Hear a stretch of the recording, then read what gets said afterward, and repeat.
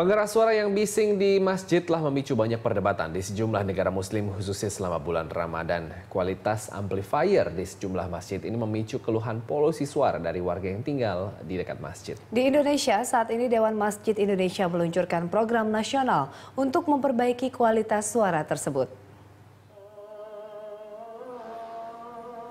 Sejak fajar menyingsing, panggilan untuk bersembahyang sudah terdengar dari seluruh masjid di Indonesia. Panggilan atau azan ini dilakukan 5 kali sehari. Bagi sebagian warga, suara azan yang keras adalah keharusan agar bisa membangunkan.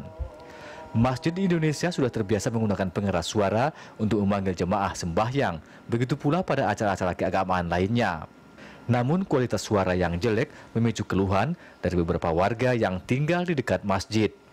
Pada 2013, media lokal melaporkan bahwa seorang pria tua di Banda Aceh memenangkan gugatan yang langka atas suara berisik masjid setelah pengajuan gugatan di mana ia mengeluh karena terganggu oleh rekaman panjang ayat-ayat Al-Quran. Sebagai tanggapan, Dewan Masjid Indonesia memulai program nasional yang bertujuan mengurangi kebisingan dari speaker. Survei yang dilakukan oleh Dewan Masjid tahun 2013 menemukan mayoritas masjid Indonesia tidak memiliki sistem suara yang sesuai meski masjid itu berada di kawasan elit.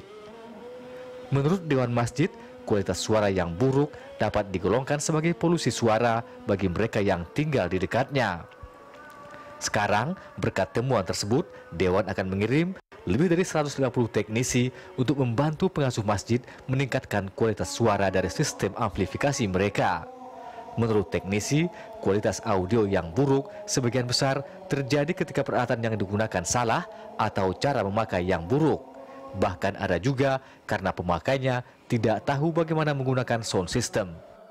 Bahan-bahan keras seperti keramik, seperti ubin itu memiliki pantulan yang sangat baik untuk suara dan dalam beberapa hal itu mengganggu secara akustik ya, karena akan menyebabkan echo yang sehingga kalau ketika kita mendengar orang sedang berkhotbah itu menjadi tidak jelas karena suaranya terdengar berulang-ulang.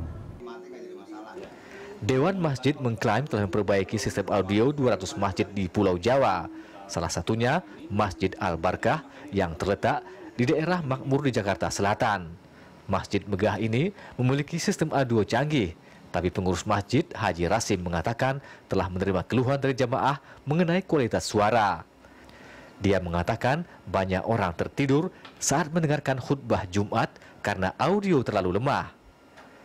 Satu tim teknisi mengunjungi masjid akhir tahun lalu memasang kembali sistem